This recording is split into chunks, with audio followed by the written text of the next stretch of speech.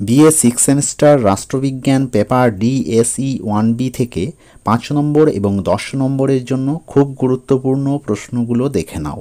এই সাজেশনে খুব অল্প সংখ্যক প্রশ্নই দিয়ে দেব, কাজেই প্রশ্নগুলো ভালো করে পড়ে রেখো। বর্ধমান বিশ্ববিদ্যালয়ের 6 সেমিস্টার রাষ্ট্রবিজ্ঞানের ডিএসই 1বি পেপারের সিলেবাস অনুযায়ী তোমাদের রাষ্ট্রবিজ্ঞানের এই পেপারটি 2টি অংশ আছে, আর তার মধ্যে তোমাদের কলেজ কর্তৃক সুনির্দিষ্ট বা তোমাদের নিজেদেরকে যে কোনো একটি অংশ নির্বাচন করে পড়তে হবে এবং পরীক্ষাও দিতে হবে।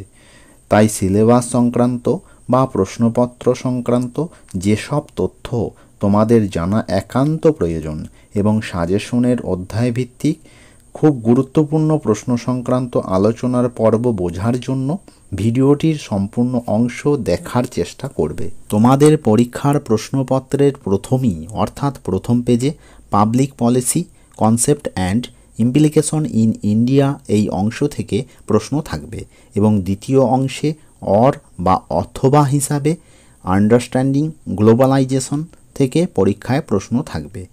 আর এর আগে যা বললাম সেই তথ্য অনুসারে যে কোনো একটি অংশের প্রশ্নপত্রকে অনুসরণ করে তোমাদের পরীক্ষা দিতে হবে। আর এই ভিডিওটিতে আমি তোমাদের প্রশ্নপত্রের প্রথমেই যে অংশ থাকবে বা public policy, concept and implication in India থেকে অধ্যায়ভিত্তিক সাজেশনের প্রশ্নগুলো বলে দেব। প্রথম অধ্যায় থেকে খুব গুরুত্বপূর্ণ প্রশ্নগুলো তোমরা দেখে নাও। রাষ্ট্রবিজ্ঞানের প্রথম অধ্যায় থেকে 10 নম্বর এবং 5 নম্বর মিলিতভাবে মোট 3টি প্রশ্ন দিয়েছি। প্রশ্নগুলোর মধ্যে প্রথম প্রশ্নটি হলো জননীতি কি, জননীতির প্রধান উপাদানগুলি উল্লেখ করো। দ্বিতীয় প্রশ্নটি হলো ভারতে জননীতির বাস্তবায়নের মুখ্য বিষয়গুলি সম্বন্ধে লেখো। তৃতীয় প্রশ্নটি হলো ভারতে নীতি রূপায়ণকারী সংস্থাগুলির ভূমিকা ব্যাখ্যা করো। প্রত্যেকটি প্রশ্নের পাশে প্রশ্নগুলো কত নম্বরের জন্য পরীক্ষায় আসতে পারে তা উল্লেখ করে দিয়েছি, তোমরা একটু ভালো করে সেগুলো দেখে নিও। এবার চলে যাই দ্বিতীয় অধ্যায়ে। রাষ্ট্রবিজ্ঞানের দ্বিতীয় অধ্যায় থেকে 5 নম্বর এবং 10 নম্বর মিলিতভাবে 3টি প্রশ্ন দিয়েছি। প্রশ্নগুলো তোমরা দেখে নাও। প্রথম প্রশ্নটি হলো রাজনীতি ও জননীতির মধ্যে সম্পর্ক নির্দেশ করো। চ্যানেলে নতুন হলে চ্যানেলটিকে এখনই সাবস্ক্রাইব করে চ্যানেলটির পাশে থাকো, আর ভিডিওটিতে একটা লাইক করে তোমাদের প্রত্যেকটি বন্ধুর মধ্যে ভিডিওটি মনে করে অবশ্যই শেয়ার করে দিও।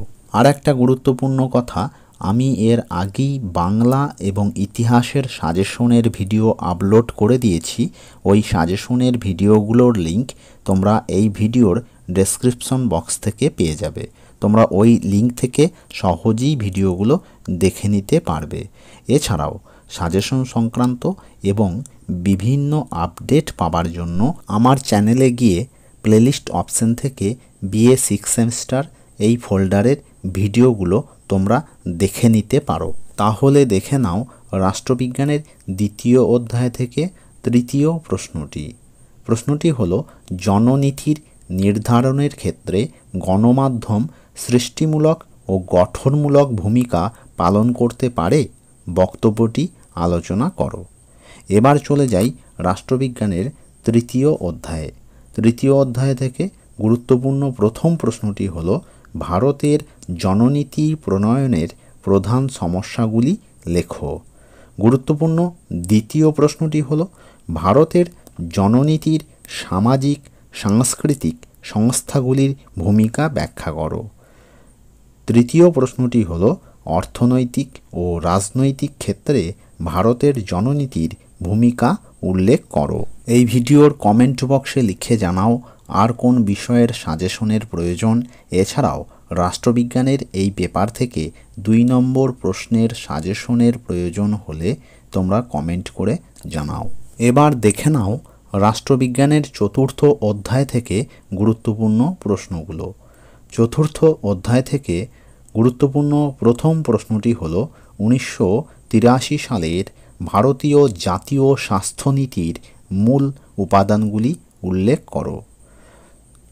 চতুর্থ অধ্যায় থেকে গুরুত্বপূর্ণ দ্বিতীয় প্রশ্নটি হলো জাতীয় গ্রামীণ স্বাস্থ্য মিশনের প্রধান লক্ষ্যগুলি কি কি। পরবর্তী সময়ে সাজেশন সংক্রান্ত এবং প্রশ্নোত্তর সংক্রান্ত আরও আপডেট পাওয়ার জন্য চ্যানেলটিকে এখনই সাবস্ক্রাইব করে চ্যানেলটির সঙ্গে থাকো।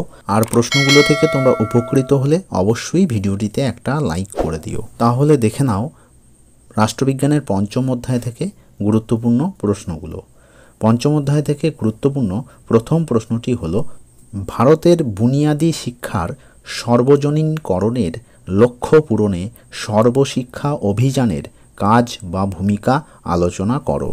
পঞ্চম অধ্যায় থেকে দ্বিতীয় প্রশ্নটি হলো সর্বশিক্ষা অভিযানের উদ্দেশ্য, কর্মসূচি এবং লক্ষ্য সম্বন্ধে আলোচনা করো। এছাড়াও কিছু অতিরিক্ত প্রশ্ন দিয়ে রাখলাম, এই প্রশ্নের উত্তরগুলোও তোমরা দেখে রেখো।